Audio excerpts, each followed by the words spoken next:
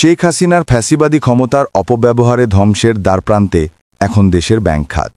বিশেষ করে ইসলামী ধারার ব্যাংকগুলো লুটপাটের লক্ষ্যবস্তুতে পরিণত করে তারা। এতে প্রায় মুখ থুবড়ে পড়েছে দেশের সামগ্রিক অর্থনীতি। হতাশাগ্রস্ত হয়ে পড়েছে ব্যাংকগুলোর গ্রাহকরা। ইতোমধ্যে ডক্টর মোহাম্মদ ইউনূস সরকার অর্থনীতির প্রাণ ব্যাংক খাত ঢেলে সাজানোর চেষ্টা চালিয়ে যাচ্ছে। এরই ধারাবাহিকতায় পতিত আওয়ামী লীগ সরকারের সময় লুটপাটের শিকার 5টি ইসলামী ব্যাংক একীভূত করার চূড়ান্ত প্রক্রিয়া শুরু হয়েছে। নাম চূড়ান্ত করে গঠন প্রক্রিয়া শুরু করেছে অর্থ মন্ত্রণালয়। সরকারের পক্ষে নতুন এই ব্যাংকের মালিক হবে অর্থ বিভাগ। একীভূতকরণ প্রক্রিয়া কতটা সফল হবে তার উপর গ্রাহকদের ভবিষ্যৎ নির্ভর করছে। একীভূতকরণের কারণে 5টি ইসলামী ব্যাংক, ফার্স্ট সিকিউরিটি ইসলামী bank, social Islamic bank, global Islamic bank, union bank এবং এক্সিম ব্যাংকের গ্রাহকদের মধ্যে হতাশা ও উদ্বেগ সৃষ্টি হয়েছে। এই ব্যাংকগুলো মূলত আমানত ফেরত দিতে সমস্যায় পড়েছে এবং তাদের শেয়ার দরে পতন ঘটেছে, যা বিনিয়োগকারীদের মধ্যে আতঙ্কের সৃষ্টি করেছে। নতুন ব্যাংকের নাম ইউনাইটেড ইসলামিক ব্যাংক বা সম্মিলিত ইসলামিক ব্যাংক হতে পারে এবং নতুন আইনে 2 লাখ টাকা পর্যন্ত আমানত ফেরত দেওয়ার নিশ্চয়তা দেওয়া হচ্ছে।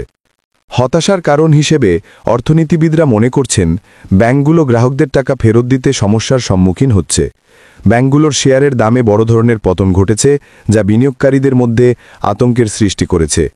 এছাড়া ব্যাংকগুলোর একীভূতকরণের প্রক্রিয়া গ্রাহকদের মধ্যে একটি অনিশ্চয়তা তৈরি করেছে এবং তারা তাদের জমাকৃত টাকা ফেরত পাবে কিনা তা নিয়ে চিন্তিত।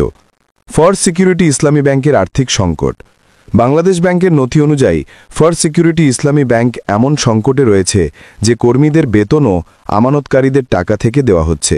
ভবিষ্যতের সম্ভাবনা হিসেবে ব্যাংকাররা মনে করেন এই 5টি ব্যাংক একীভূত করে একটি নতুন ইসলামী ব্যাংক গঠনের প্রস্তাবনা করা হয়েছে, যার নাম হতে পারে সম্মিলিত ইসলামিক ব্যাংক। এই একীভূতকরণ প্রক্রিয়া কতটা সফল হবে তার উপর গ্রাহকদের ভবিষ্যৎ নির্ভর করছে।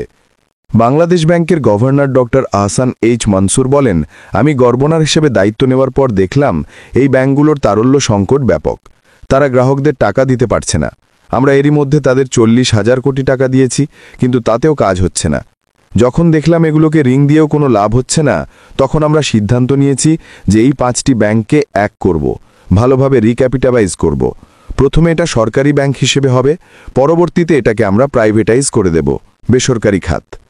তবে এই কাজটি একেবারে সহজ নয় এবং এজন্য যে বেশ কিছু চ্যালেঞ্জ তাদের সামনে রয়েছে। তিনি মনে করেন জনবল পুনর্বিন্যস্ত করা, সুশাসন নিশ্চিত করা, নতুন গ্রাহক আনা কিংবা সিস্টেম ডেভেলপমেন্টের মতো বিষয়গুলো চ্যালেঞ্জ হিসেবে সামনে আসতে পারে।